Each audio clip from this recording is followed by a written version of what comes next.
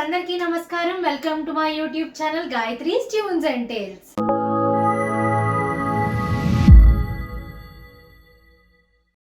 So ఇవాళ నేను ఈ వీడియోలో మీకు ఏం చూపించబోతున్నానంటే, మా అత్త మావయ్య మేలో జపాన్కి వచ్చారు. సో వాళ్ళు వచ్చినప్పుడు మేము ఈ చుట్టుపక్కల ఉన్న ఏరియాని ఊరికి ఎక్స్ప్లోర్ చేద్దాం అన్నట్టుగా అలా వెళ్ళాము. సో అలా వెళ్ళినప్పుడు మేము ఏమేమి అబ్జర్వ్ చేసాము ఇక్కడ అనేటటువంటి వీడియోస్ తీసుకున్నాము. ఆ వీడియోస్ అనేవి నేను ఇక్కడ మీకు చూపించబోతున్నాను, చూసి ఎంజాయ్ చేసేయండి. సో ముందుగా మేమైతే మెట్రో స్టేషన్కి వచ్చేసాము, కికునా మెట్రో స్టేషన్కి. మేము ఎక్కాల్సిన ట్రైన్ వచ్చేసి 10:54కి ఉంది. So we are waiting for the train. ఇక్కడ జపాన్లో మెయిన్గా ఏంటంటే పంక్చువాలిటీ అండ్ డిసిప్లిన్కి వాళ్ళు చాలా ఇంపార్టెన్స్ ఇస్తారు. మనం ఇక్కడ స్టేషన్ ప్లాట్ఫామ్ మీద చూసుకున్నా సరే, ప్యాసింజర్స్ ఎవరైతే ట్రైన్ కోసం వెయిట్ చేస్తూ ఉంటారో వాళ్ళు వచ్చి ఒక క్యూలోనే నుంచుంటారు. అంటే మనకి ఇప్పుడు మెట్రో గేట్స్ అనేవి ఉంటాయి కదా, ఆ గేట్స్ అనేవి ఎక్కడైతే ఉంటాయో కరెక్ట్గా ఆ ప్లేస్లోనే, అది కూడా ఫిజికల్ డిస్టెన్స్ అనేది ఇప్పటికీ కూడా మెయింటైన్ చేస్తూ అలా నుంచుంటారు. ఇందాక మనం చూసాం కదా, మనకి ట్రైన్ 10:54కి ఉంది.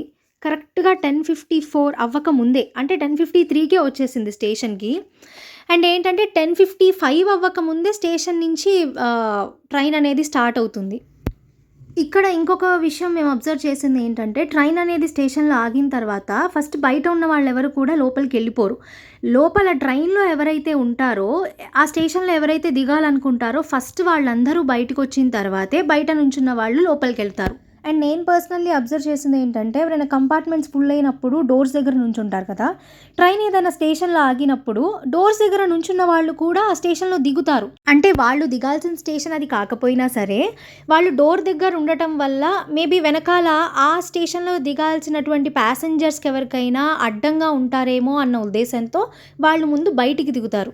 అండ్ ఫస్ట్ వాళ్ళే మళ్ళీ ట్రైన్ లోపలికి ఎక్కుతారు, ఆ తర్వాతే బయట ఉన్నటువంటి ప్యాసింజర్స్ అందరు ఎక్కుతారు. సో ఇప్పుడైతే మేము ట్రైన్ లోపలికి వచ్చేసాము. చూస్తున్నారు కదా లోపలంతా ఎలా ఉందో. జపాన్లో మెయిన్ రూల్ వచ్చేసి ఏంటంటే, ట్రైన్లో ఉండగా మనం ఫోన్ అనేది మాట్లాడకూడదు అండ్ ఫోన్స్ సైలెంట్లోనే ఉండాలి. అండ్ ఇక్కడ ఎవరు కూడా ఎవరితో ఎక్కువగా మాట్లాడుకోరు, చాలా సైలెంట్గా ఉంటారు. అంటే ఎవరి ఫోన్లు వాళ్ళు చూసుకుంటారు, లేకపోతే బుక్స్ చదువుకుంటారు, లేకపోతే పడుకుంటారు. ఇవి తప్పించి మేము ఇంతవరకు ఎక్కువగా ఎవరిని చూడలేదు, అంటే లైక్ మాట్లాడుతున్నప్పుడు, ట్రైన్లో ఉన్నప్పుడు కానీ ఇంకెక్కడైనా సరే. అండ్ ఇక్కడ ఇంకొక ఇంట్రెస్టింగ్ విషయం ఏంటంటే, ఈ మెట్రో ట్రైన్స్ యొక్క స్పీడ్. మనకి ఒక స్టేషన్ నుంచి ఇంకో స్టేషన్కి వెళ్ళేటప్పుడు ఫస్ట్ స్టార్ట్ అయిన స్టేషన్ క్రాస్ అవ్వక ముందే ఇది చాలా స్పీడ్ అనేది వెళ్తుంది. అంటే దగ్గరగా మనకి స్పీడ్ 60 to 80 మధ్యలో అనేది వెళ్తుంది. స్టేషన్ దాటక ముందే మనకి ఈజీగా 60 వరకు వచ్చేస్తుంది స్పీడ్ అనేది. మీరు విన్నట్టయితే మనకి అనౌన్స్మెంట్స్ అనేవి కూడా ఇస్తుంటారు, అవి ఎలా ఉంటాయి అనేది ఒకసారి వినేసేయండి.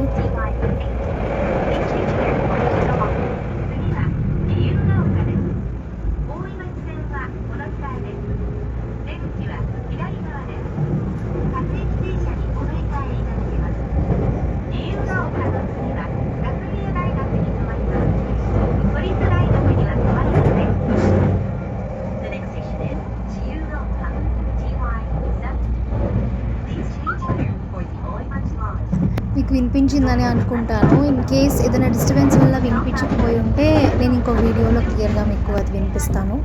ఇక్కడ వ్యూ చాలా బాగుంటుంది, ఒకసారి చూసి ఎంజాయ్ చేసేయండి.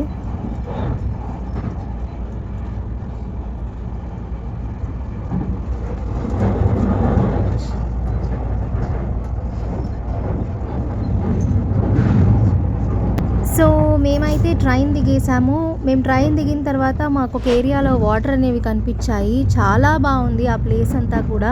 అదంతా నచ్చి మా మావయ్య వీడియో తీశారు, మీరు కూడా చేసి ఎంజాయ్ చేసేయండి. కాలం ఏదో కానీ తెలియదు దీని పేరేంటో, కానీ దీని త్రూఅవుట్ ది లెంగ్త్ వీళ్ళు ఎంత సెట్ బ్యాక్ వదిలేశారంటే, దాదాపు ఎంత నది ఉందో అంత పక్కన వదిలేసారు. ఇది ఒక స్మాల్ రోడ్, కింద ఒక రోడ్డు. ఈ రోడ్డుకి యాక్చువల్గా ఉన్నటువంటి నదికి మధ్యలో ఇదంతా వదిలేసారు. అలానే అటువైపు కూడా ఎంత క్లీన్గా ఉందంటే నది, ఈ కాలువ చాలా క్లియర్ వాటర్ అనమాట. సైకిల్ దొక్కే వాళ్ళు పక్కన వెళ్తున్నారు. ఇప్పుడు స్టెప్స్గా ఉంది ఇది. ఇది ఇక్కడ మెయిన్ రోడ్ కాదు, ఇది ఒక చిన్న సబ్వే లాంటిది. పక్కన సైకిల్ తొక్కుతూ ఒక ఆయన జాగింగ్ చేస్తూ, ఇదంతా బారికేడింగ్ చేసేసారు చుట్టూ, నది లోపలికి ఎవరు త్వరగా రాకుండా కాలువ లోపలికి. ఒకవేళ వచ్చినా కూడా కొన్ని చోట్ల గేట్లు మెట్లు పెట్టారు. ఈ ఏరియా అంతా కూడా చాలా బాగా అనిపించింది మాకు. అండ్ అటు సైడ్ చూసుకున్నా కూడా మనకి టవర్స్ అయితే కనిపిస్తున్నాయి, పెద్ద పెద్దవి, అవి కూడా బాగున్నాయి. అండ్ అలా కొంచెం ముందుకు వస్తే మాకు స్కూల్ కనిపించింది. స్కూల్లో పిల్లలు ఆడుకుంటున్నారు వాళ్ళ టీచర్స్తో. స్కూల్ పిల్లలు ఆడుకుంటున్నారు. టీచర్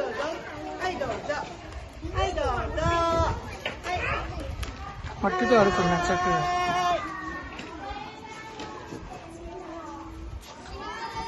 ఈ స్కూల్లో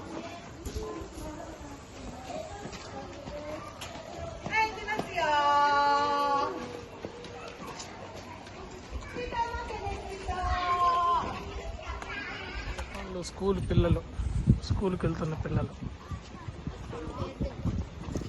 ఇలా చిన్న చిన్న రోడ్స్లో చూసుకుంటే మనకి స్కూల్ టైమింగ్స్లో మాత్రమే, అంటే స్కూల్కి వెళ్ళేటప్పుడు అలాగే స్కూల్ అయిపోయి ఇంటికి వెళ్ళిపోయేటప్పుడు మాత్రమే ఇంతమంది రోడ్ మీద నడవడం నేను చూశాను. అంటే మనం ఈ టైంలో కాకుండా వేరే టైంలో, అంటే ఈ పిల్లలందరూ స్కూల్కి వెళ్ళిపోయిన తర్వాత రోడ్ మీదకి వచ్చినా కూడా మనకి ఎవ్వరూ కనిపించరు. రోడ్డు మొత్తం మీద మన ఒక్కళ్ళమే ఉన్నట్టు అనిపిస్తుంది. ఇక్కడ మేము ఒక ఇల్లు కన్స్ట్రక్ట్ చేయడం అనేది చూసాము. అది బేస్మెంట్ వచ్చేసి ఐరన్ రాడ్స్తో కడుతున్నారు వాళ్ళు. అండ్ జస్ట్ బేస్మెంట్ వరకే అలా కడతారు, తర్వాత పైదంతా కూడా వుడ్తోనే కడతారు. అండ్ ఇక్కడ రోడ్స్ అలాగే ట్రాఫిక్ రూల్స్ అనేవి ఎలా ఉంటాయో చూసేది. ఎవరిని ఓవర్టేక్ చేయరు. 2 lane రోడ్లో ఒకళ్ళ వెనక ఒకళ్ళు మినిమం డిస్టెన్స్ మెయింటైన్ చేస్తూనే వెళ్తారు. స్పీడ్ లిమిట్ ప్రకారం వీళ్ళు డ్రైవ్ చేస్తారు. స్పీడ్ లిమిట్ వచ్చేసి 30-40 km/h అలా ఉంటుంది. చూడండి, ఈ వెహికల్కి మధ్య సిగ్నల్ ముందు ఉన్నటువంటి రెడ్ సిగ్నల్ పడింది. సిగ్నల్ ముందు వెయిట్ చేస్తున్నారు. వెహికల్కి డిస్టెన్స్ ఎలా ఉంది సార్? మనకి కార్ ముందు వైట్ లైన్ అయితే కనిపిస్తుంది కదా, సో సిగ్నల్ పడిన తర్వాత ఆ లైన్ అనేది అసలు ఏ వెహికల్ కూడా క్రాస్ చేయకూడదు. సో మేము ఎక్స్ప్లోర్ చేయడానికి వచ్చినప్పుడు మేము అబ్జర్వ్ చేసిన వాటిల్లో కొన్ని మాత్రమే నేను ఈ వీడియోలో చూపించాను. అండ్ ఇంకా ఎన్నో విషయాలు మీకు రాబోయే వీడియోస్లో చూపించబోతున్నాను. మీకు ఈ కంటెంట్ కనుక నచ్చినట్టయితే లైక్ చేయండి, షేర్ చేయండి, కమెంట్ చేయండి అండ్ సబ్స్క్రైబ్ చేయడం అస్సలు మర్చిపోకండి. మరి ఇంకెందుకు ఆలస్యం, గాయత్రి ట్యూన్స్ వినేసేయండి.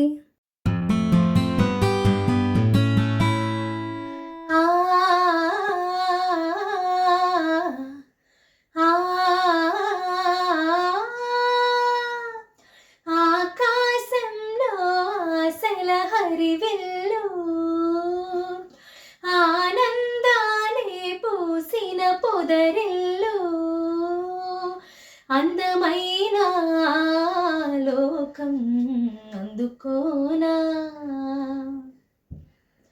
ఆదమరచి కలకాలం ఉండిపోనా ఆకాశంలో ఆశల హరివిల్లు ఆనందాలే పూసిన పొదరిల్లు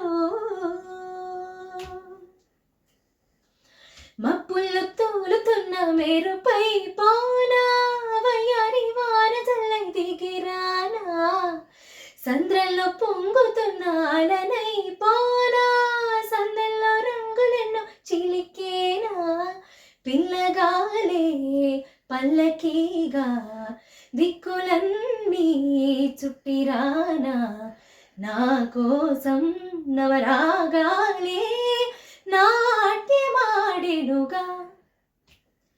ఆకాశంలో ఆశల హరివిల్లు